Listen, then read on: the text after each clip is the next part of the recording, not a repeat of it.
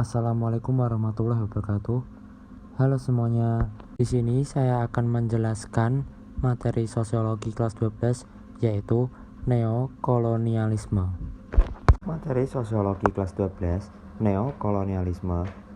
Saya akan menjelaskan berbagai pengertian, sejarah, tujuan, contoh terjadinya gejala sosial, dampak positif dan negatif, yang terakhir ada kesimpulan.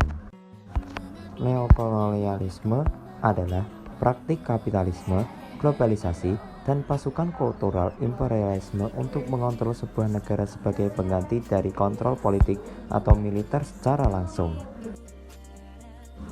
Neokolonialisme akan melakukan bentuk tindakan sosial yang membuat negara jajahan tidak akan mampu berkembang. Selama negara masih terikat dengan negara penjajahan, maka segala hal yang dilakukan bukan untuk diri sendiri, melainkan untuk kepentingan negara lain, bahkan yang dapat merugikan diri sendiri.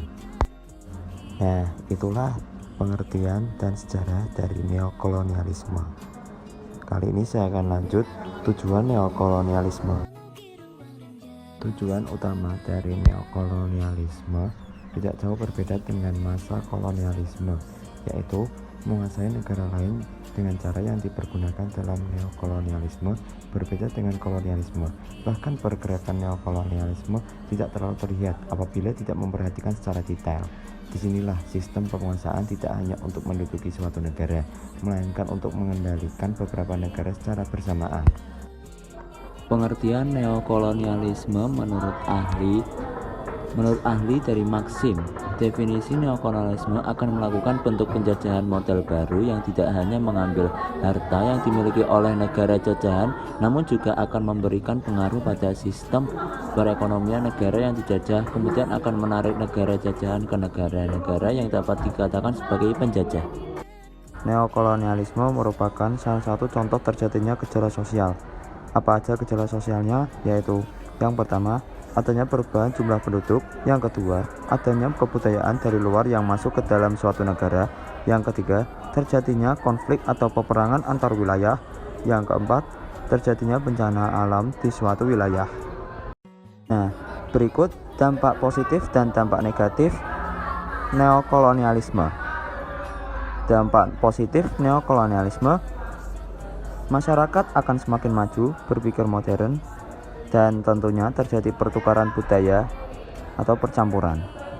Dan dampak negatifnya yaitu menimbulkan ketergantungan terhadap negara yang lebih maju, menciptakan hidup secara konsumerisme terhadap pasokan barang impor luar negeri.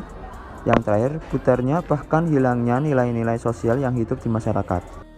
Dari penjelasan yang dikemukakan, dapatlah dikatakan neokolonialisme sejatinya ini lebih mengerikan dibandingkan kolonialisme yang melakukan perang secara fisik dan perlawanan yang dapat dilakukan secara langsung.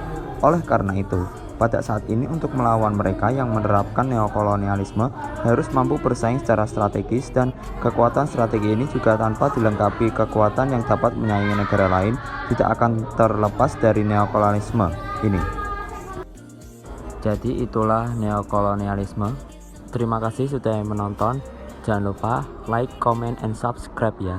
Jika ada yang mau bertanya atau menyampaikan sesuatu, bisa komen ya di bawah. Terima kasih. Wassalamualaikum warahmatullahi wabarakatuh.